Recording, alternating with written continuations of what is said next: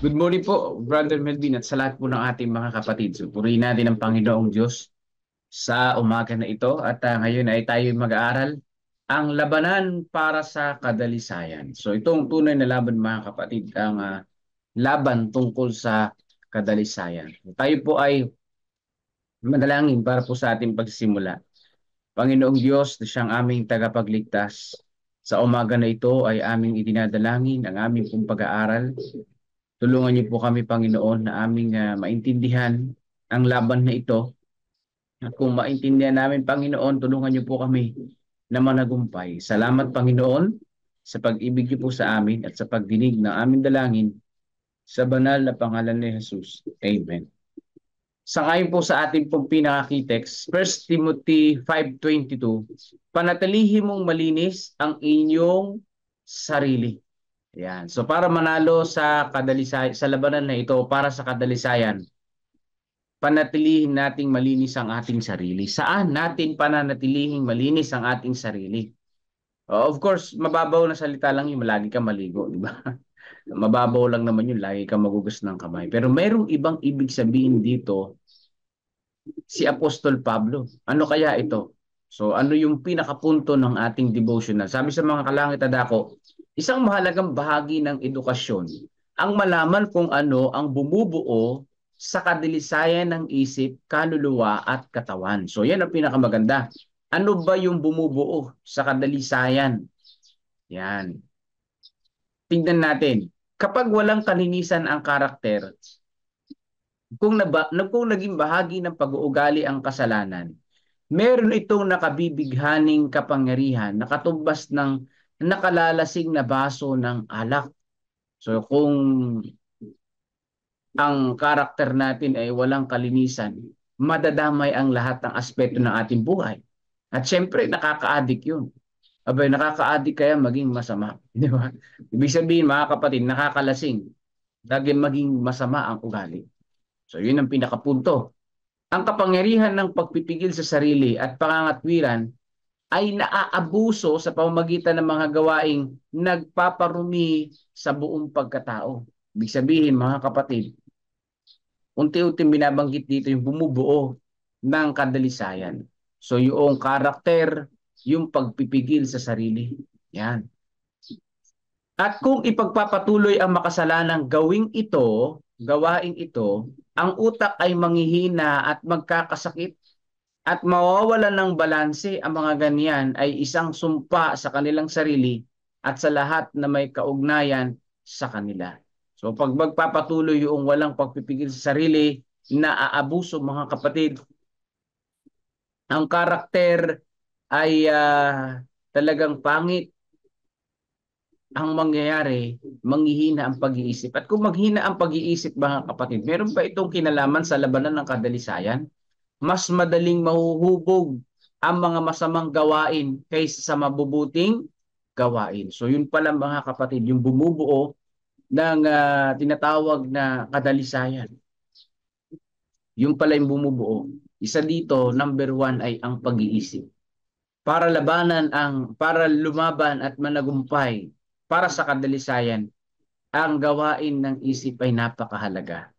Kapag nanghina ang pag-iisip, dahil inabuso ang pagpipigil sa sarili at yung karakter, ang mangyayari kapag nanghina ang pag-iisip, hindi na makagagawa ng mabuti, kundi lagi na makagagawa ng masama. Ang likas na kasamaan ng puso, ang sanhi ng kilalang katotohanan ito, na higit na kaunting paggawa lamang ang kailangan upang mapahina ang moral ng mga kabataan. Yan po, mga kapatid. Sa pamamagitan pala nito, mapapahina ang moral na kabataan. Ibig sabihin, mapapahina ang moral na buhay. Mapapasama ang kanilang idea ng moral at relihiyosong katangian kaysa pag-ukit sa kanilang karakter ng namamalagi, dalisay at walang kasaraang pag-uugali ng katwiran at katotohanan. So doon pala nagsisimula, no? Lalo na sa mga kabataan, nasisira yung moral na karakter kapag kayong isip ay nasira. Kapag kayong isip ay hindi nasanay sa paggawa ng mabuti. Kaya nga napakaganda ng ministry, no, dito sa Santo Rosario, puri ng Panginoon, no, sa buong district ay may nabinyagan na 13 at 4 sa Santo Rosario. So, bali, ilan lahat yun? May nabinyagan na 13. So halos 10 diyan sa, 5. 5 dito sa Santo Rosario. Siyam sa Kamiing Church. Pero bukod doon, may mga kabataan pa at may mga interes pa na dapat balikan. May mga kabataan na laging umaattend sa Children's Hour. So, lagpas sila 50. Naturuan sila ng salita ng Panginoon sa maikling panahon. Pero mga kapatid, nakita ko dito na kailangan pala mahubog yung kanilang pag-iisip. Dahil yung naituro sa kanila ngayon, maaring ma-wash out yun ng nakapaligid sa kanila, nasa kanilang kapaligiran, sa kanilang paglaki, sa kanilang lugar.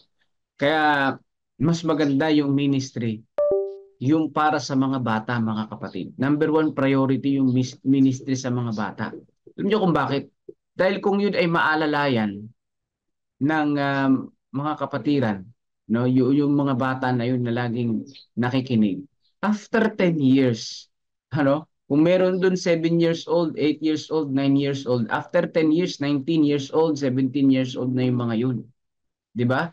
Alam mo, kung bawat taon sila ay nagagabayan sa salita ng Panginoon, mga kapatid, napakalaking bagay nun. Bakit? Matututuruan natin, mahuhubog natin yung kanilang moral na karakter kahit saan lugar, 'di ba? Kayo po ay nagkakaroon ng ngayon sa buong CLC simultaneous na Children's Crusade. Napakaganda nito. Ibig sabihin, hindi lamang dapat ang church ay nag-iisip na hanggang doon lang yung Children's Crusade o yung VBS. Hanggang doon lang. Kundi ito ay long process. At ginagawa ito ng mga ibang evangelical na kanilang inaalagaan yung mga bata dahil nga after 10 years, after 5 years, malalaki na ito, dalaga at binata na ang mga ito, mga kapatid. No? Nahuubog sila sa salita ng Panginoon. At mas madali silang turuan, mas madali silang maakay kay Jesus Christ. Kaysa sa mga matatanda na ngayon kapag ka-tinarget mo, iba na yung isip, mahirap nang hilain, di ba? No? Parang ibon lang yan. Ang ibon, para laging bumalik sa'yo, kahit anong klaseng ibon. No? Yung mga ibon na may lahi, katulad ng parrot, yung tawag dito, yung pag ginagawa nila bukod sa pigeon, yung kakatail, ayan, mula pa sisiw yan. Tinuruan na yan. Paano bumalik, paano, nung kusan yung tahanan niya, paano siya bumalik doon. Kaya kapag naturuan siya ng maayos, ginabayan siya, yung ibon na yung babalik at babalik sa iyo yun kahit pakawalan mo sa labas. Lalo na yung pigeon. Yung pigeon ay kinakay pa lang, dapat na nasa kulungan na, tinuturuan na siya. Paglaki niyan ay makakabalik siya kapag kahit saan mo siya ibato. Yung isa kong ibon ay kahit ibato ko malapit sa Arayat, babalik. O kahit pa doon sa Manila, babalik siya. So, naturuan siya ng maliit pa lang. So, ang ministry, ganun mga kapatid, ano? Bata pa lang, turuan na. Habang bata pa, gabayan sila. After 5 to 10 years, ay maaring sila ay sa Panginoon.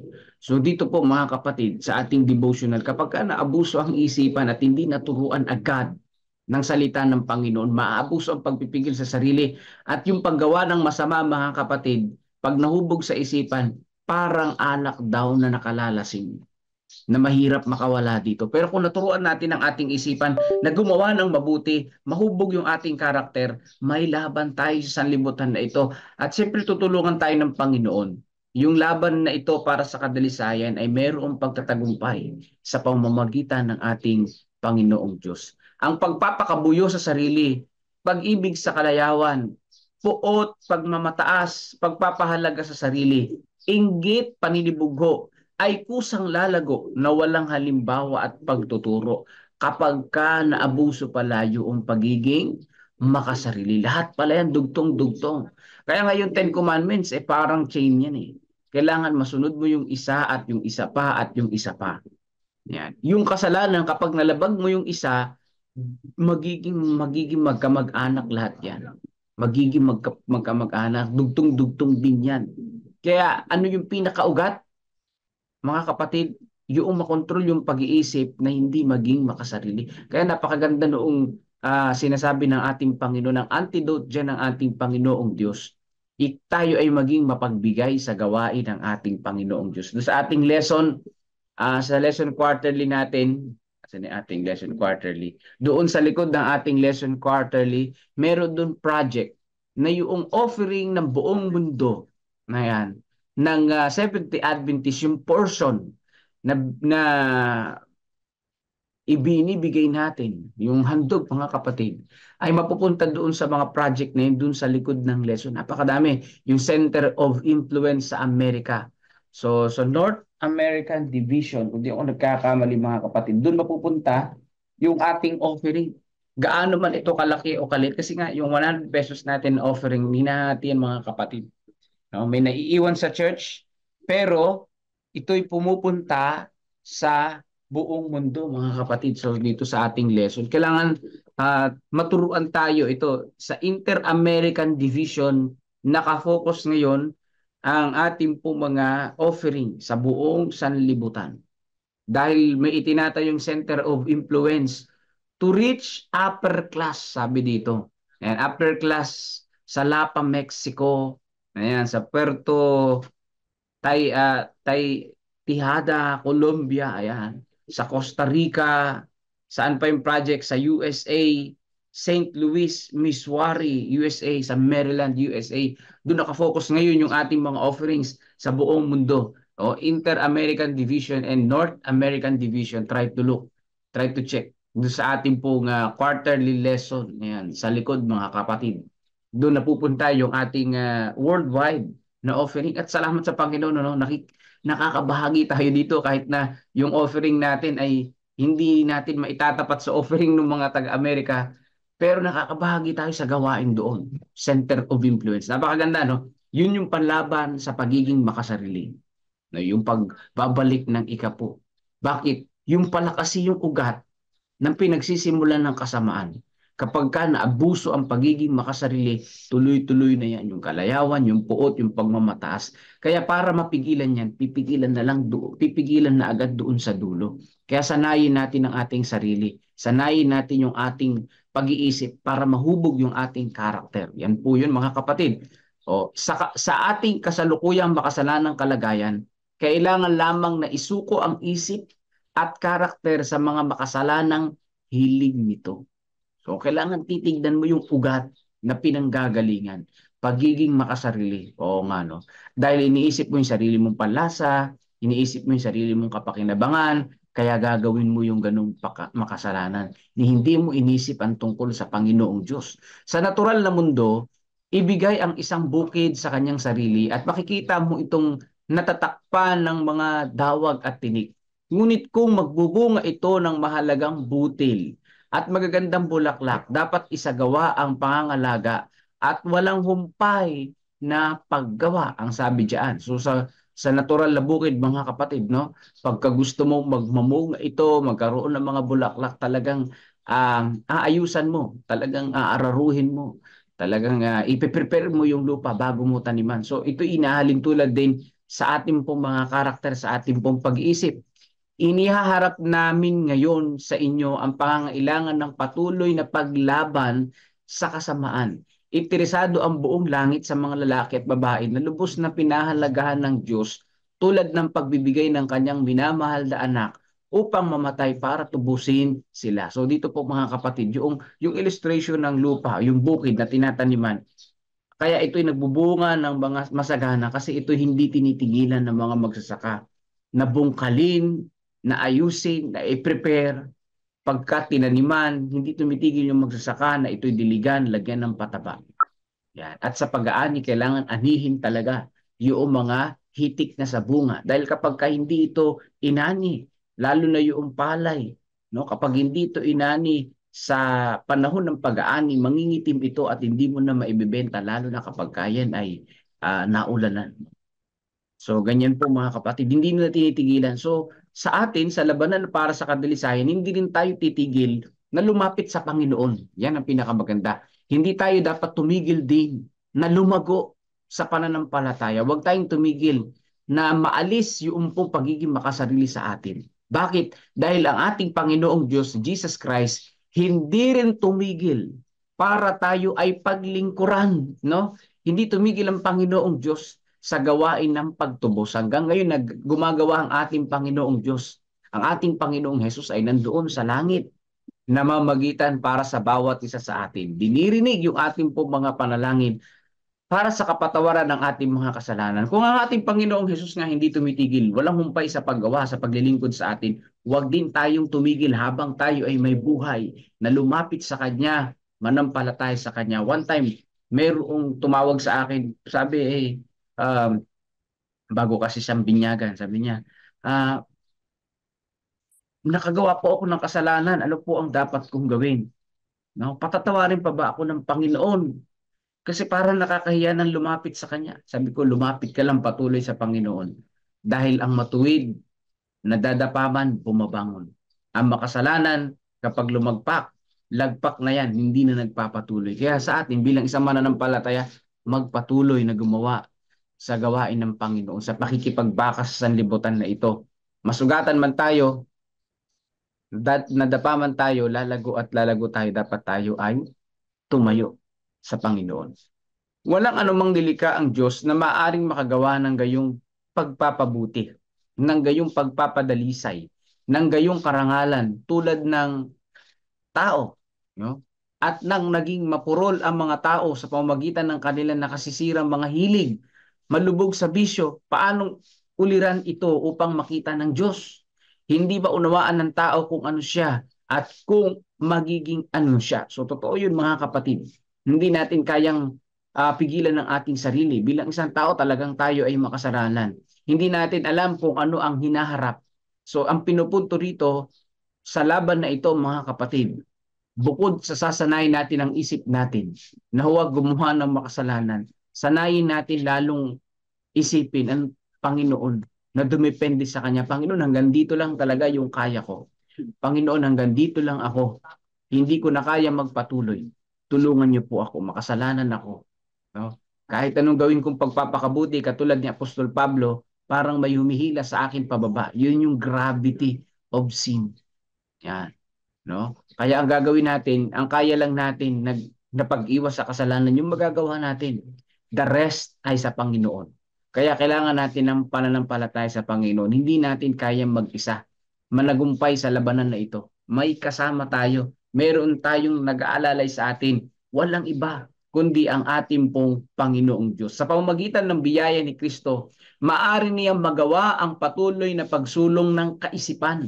Hayaang magningning ang liwanag ng katotohanan sa kanyang isip at maibuhos ang pag-ibig ng Diyos sa kanyang puso at siya nawa. So yun po mga kapatid, ano ang dapat gawin? Hayaan nating maibuhos sa ating puso at isipan ang katotohanan, ang pag-ibig ng Diyos, ang biyaya ng ating Panginoong Hesukristo. Mga kapatid, hayaang mabuhos sa ating pong buhay. Ibig sabihin, hayaan na sa buhay po natin, ang Panginoon ay mamalagi. Ang maghari sa ating buhay ay ating pong tagapagligtas at wala ng iba. So, sabi po dito mga kapatid, sa pamagitan ng biyaya na naging dahilan ng pagkamatay ni Kristo upang maibahagi sa Kanya ay maging isang taong may kapangyarihan, isang anak ng mundo ngunit tagapagmana ng walang kamatayan. Yung sa pamamagitan po ng biyaya ng ating Panginoon, no? Tayo ay magmamana ng buhay na walang hanggan sa pamamagitan ng ating Panginoong Hesus na namatay doon sa krus ng Kalbaryo. Anuman ang ating kasalanan, tayo ay lilinisin ng Panginoon. No? Magiging dalisay tayo sa pamamagitan ng ating Panginoon, pero tulungan natin din ang ating sarili. Na yung ating sarili, itutok man lang natin, parang itutok man lang natin papunta sa Panginoon ang ating pong buhay. At hayaan natin ang Panginoon na humila sa atin. No, ang mahirap ay yung buhay natin nakatutok pa sa makamundong buhay. Paano ka mahihila ng Panginoon papunta sa Kanya, papalapit sa Kanya? 'Di ba? Nakatutok yung buhay mo sa makamundong gawain. Pero kung ngayon itututok natin ang ating buhay sa Panginoon, kahit tayo ay mahinang gumapang, maglakad, tumakbo, ang Panginoon ang tutulong sa atin. Bakit? Yung buhay natin nakadiretso na eh. Nakasandig na eh. Parang pana eh, no? Doon mo itunutok. Oh, tulungan ng Panginoon na ma-shot doon sa bullseye. No? Kaysa nakatutok sa kasamaan, paano mabubulseye mabuti? Di tinutok mo sa masama yung buhay mo. So hindi dapat ganun mga kapatid. Itutok natin sa Panginoon at ang buhay na walang hanggan ay sigurado. Ang pagtatagumpay sa kadalisayan ay sigurado sa pamamagitan ng ating Panginoon. Yan. Paano mo mapapanatiling malinis ang iyong sarili? Patuloy na lumapit sa Panginoon. Huwag tumigil mga kapatid. Hindi hindi po pwede na makontento ka lang na ngayon lang ako magsisimba, bukas hindi na kasi linggo na nga ano. Hindi na ako susunod na pangilin, hindi na. Sa susunod na Sabat hindi na. Ngayon lang ako active. Sa susunod hindi na. Hindi ganun mga kapatid. Kailangan ay tuloy-tuloy. Dire-diretso, walang humpay. Dahil kapag tumigil tayo, malulugmok lang tayo sa kadalisayan. Malulugmok lang tayo sa kasalanan. Tayo para mapanatili ang ating sarili, nakakonekta palagi sa ating pong Panginoong Diyos. Purihin natin ang Panginoon. Ang labanan na ito para sa kadalisayan ay magwawakas din sa pagdating ni Jesus Christ. Hold on mga kapatid. Habang wala pa si Jesus Christ, tuloy-tuloy lang ang laban, tuloy-tuloy lang ang paglapit sa ating Panginoong Diyos. Sanayin natin ang puso't isipan natin sa ating tagapagligtas. So pagpalain tayong lahat at patuloy nating sambahin ang gumawa ng langit at ng lupa. Yan. Patuloy nating isama sa panalangin yung mga bagong bautismo at yung pong paghahanap din ng lugar para sa Santo Rosario. Marami na rin mga dating Adventist doon na tumigil sila sa pagsamba dahil nga wala silang masambahan. So ngayon yung plano ay maghanap muna ng marerentahan na lugar para doon ay mag-worship. Isama natin sa panalangin na mayroong makuha. So gagawin natin yon na Bible Center. No, Bible Center muna. Na doon muna yung mga bagong hikayat, yung mga dating Adventist, manurture sila doon hanggang sila ay makaya na nilang tumayo sa kanilang sarili na makapaglingkod sa ating Panginoon. Isama natin sa panalangin mga kapatid. Ito ay ma-add na church planting sa ating pong sa distrito po ng West Nueva Ecija. So, purihin natin ang Panginoon sa lumalaking gawain dito sa distrito na ito at sa iba pang lugar. So, isama natin sa panalangin ng mga may karamdaman. Ayan sila Sister Jessie, si Sister Ana Rosbel, yung mga alam ko may karamdaman sa panahon na ito. Ang kamag-anak o kamag-anakan ni Brother Eliezer Cordova sa kamatayan ng kanilang mahal sa buhay. Parang bayo ata ni Brother Eliezer, yun. Isama natin sa panalangin na ma-comfort sila ng ating Panginoong Diyos sa mga oras na ito. So ngayon po ay ibigyan na natin ang pagkakataon kay Brother Melvin para po sa awit papuri sa ating Panginoong Diyos at sa pananalangin ngayon pong umaga na ito. God bless po sa inyo pong lahat.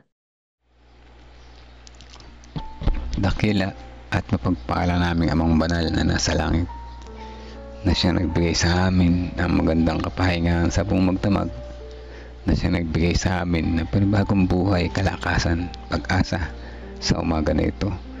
Salamat din sa paalala sa amin na sa aming pagiging mapagmataas, makasarili ay ang labanan nito para sa kadalisayan hindi kami magtatagumpay.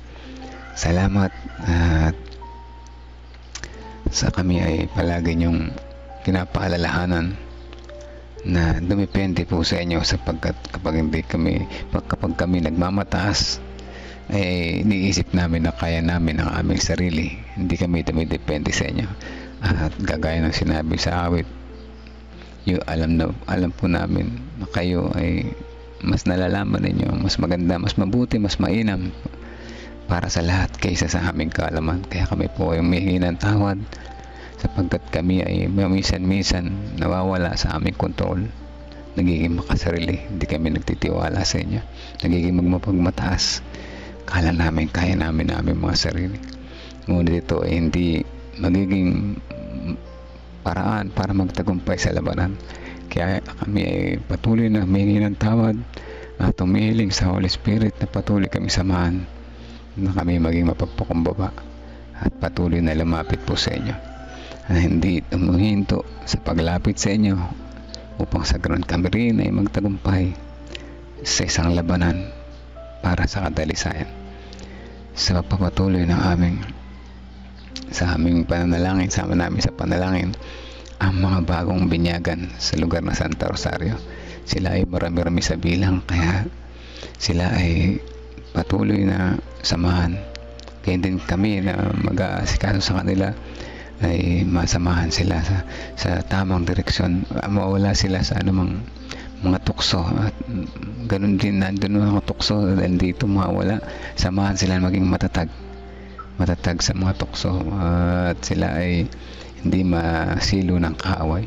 Dalangin din po namin na makahanap sila ng kanilang pansamantalang worship place na kung saan sila ay magtitipon, magbabanding kasama po kayo sa banal na araw ng Sabat at sa kanilang mga short meetings kaya ng midweek at vesper, na patuloy na makilala kayo ng mga bagong binyagan na ito, makita patuloy lubusan ang iyong pagmamahal, ang iyong pag-iingat at sa atin yung pagliligtas sa kanila.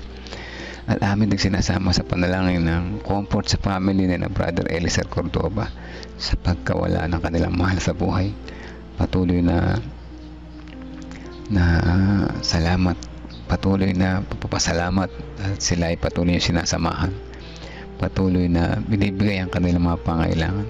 Malungkot ang kanilang puso at isipan sa mga panahon na ito. Sila po ay yung samahan sa araw-araw at hindi ipagkaloob ang kanilang mga pangailangan. Amin ting sinasama sa panalangin si Kinet. Siya po ay pupunta sa Kabatuan sa doktor. Sila ay may karamdaman, ano man ang kanilang kalagayan sa panahon na ito.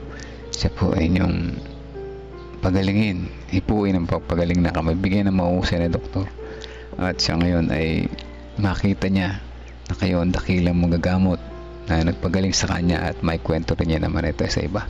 Amin din patuloy na sinasama sa panalangin ang mga ibang may karamdaman sa aming mga nasasakupan. Si Sister Jessie, kapatid na Sister Angelita, patuloy na kagalingan namin dalangin para sa kanya.